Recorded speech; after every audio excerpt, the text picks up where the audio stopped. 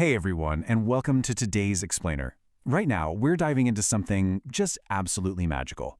We are talking about the incredibly vibrant, totally sensory-rich world of a 1990s Indian village fair, a Mela. We're going to step back into a much simpler time together and explore not just what these fairs look like, but what they actually felt like to experience firsthand. But before we really get into the weeds here, I want you to just pause and think about this for a second. What happens when the absolute brightest lights of our childhood start to fade into memory? Because, we all have them, right? Those glowing golden moments from when we were kids that kind of feel almost like a dream now. Well, the story we're breaking down today perfectly captures that exact life cycle of a memory. It shows us how something so incredibly vivid and loud can, over time, turn into this quiet, enduring feeling. So definitely keep that in mind as we take this journey. Okay, Section 1. The fair's excitement. Let's look at the morning prep. To really explore this journey properly, we're going to follow a totally natural 24-hour timeline. So we'll kick things off with the morning prep, move right into the afternoon sensory overload of the fair itself, experience those magical night lights, and finally, look at the empty grounds the very next morning. It is a full 24-hour cycle of joy, fear, comfort, and just pure nostalgia. It's actually fascinating to see the deeply relatable family dynamics at play here. While the kids, Ravi, Chotu, and Meena, are just buzzing with anticipation, getting their hair done so they look their absolute best, Nani, the grandmother, is strictly focused on the practicalities. She's making sure they have a small purse and a water bottle packed. It's such a universal childhood experience, isn't it? The kids are literally dreaming of rides and sweets, while the elders are just trying to make sure everyone stays hydrated and safe. It completely grounds the whole story in reality.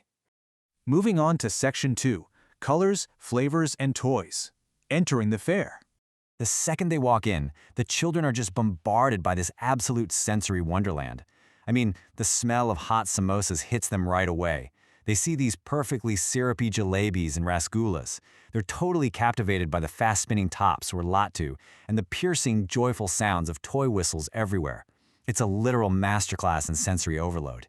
You can truly feel that chaotic, wonderful energy of a 90s Mela. Everywhere you turn, there's just something new demanding your attention. But amidst all that wild chaos, there are these really quiet, beautiful moments of connection. Like when Nani buys glass bangles for Meena and tells her, "Your happiness is my happiness." These aren't just objects, they are physical tokens of love. It really shows how these simple, everyday items carry massive emotional weight, creating those core memories that these kids are going to hold on to long after the fair packs up and leaves. All right, Section 3. Getting lost in the crowd. The fear in the crowd. Now, a bustling crowd can change character in a split second. Let's break down the exact psychological steps of young Ravi's terrifying experience here. Step 1, distraction. He gets mesmerized by these magical, floating crystal balls. Step 2, separation. He turns around and his family is just gone. Step 3 is pure panic. That vibrant, fun crowd instantly transforms into a terrifying sea of unfamiliar faces. And finally, Step 4, rescue. Because just as that panic absolutely peaks, a kind elderly vendor named Dada steps in. And he doesn't just help, he offers a distraction. He hands a crying Ravi this bright red balloon and simply tells him to smile. It's such a profound moment of community and kindness that instantly de-escalates the child's terror. And in that split second, the red balloon transforms. It's no longer just a toy. It becomes this powerful beacon of comfort and safety in a moment of sheer terror. It represents kindness, and eventually it becomes an enduring anchor for this specific childhood memory. It's honestly amazing how a simple piece of stretched rubber can hold so much emotional weight. Section 4. The sparkle of the night, the Ferris wheel. So suddenly, the perspective shifts completely. Ravi is safely reunited with his panicked but super relieved family, and they finally get on the Ferris wheel. From way up high, they're looking down at the glowing fairground and looking up at the sparkling stars, all while enjoying hot pakoras and tea.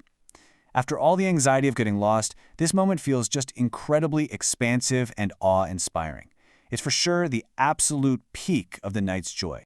Exhausted but incredibly happy, they finally return home. Ravi is in bed, but he's tied his red balloon safely nearby, actually calling it his best friend. The trauma of being lost is completely washed away, replaced by the sheer comfort of this glowing red symbol keeping watch over him as he dreams of the fair's lights. Which brings us to our final part, Section 5, Golden Memories and Silence. The next morning. Notice this stark contrast here. We go from the bright lights, the loud music, heavy crowds, and just the pure energy of the night before, straight to the harsh reality of the next morning. The fairground is totally empty. There is only silence, dry tracks in the dirt, and scattered paper decorations blowing in the wind. The carnival is officially over. And this brings us to a really beautiful metaphor from the text. Looking at the balloons the next day, while a yellow one still shines bright, a blue one is slowly fading and deflating. Just like that blue balloon losing its air, our own vibrant childhood memories slowly blur and fade as we age. It's a bittersweet reality, but it's something we all experience. But here's the thing. Instead of holding onto the red balloon until it completely deflates, there's a choice made to release it into the sky. It floats up towards freedom.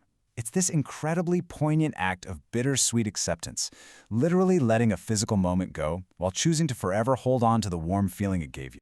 We've walked through the anticipation, the sensory explosion, the fear, the comfort, and the fading echoes of a 90s village Mela today. But before you go, I want to leave you with this final thought. Think back to your own life. What is your golden childhood memory that stays with you, serving as an anchor of comfort, just like that red balloon? Take a moment to really appreciate it today. Thank you so much for joining me on this explainer, and I'll catch you next time.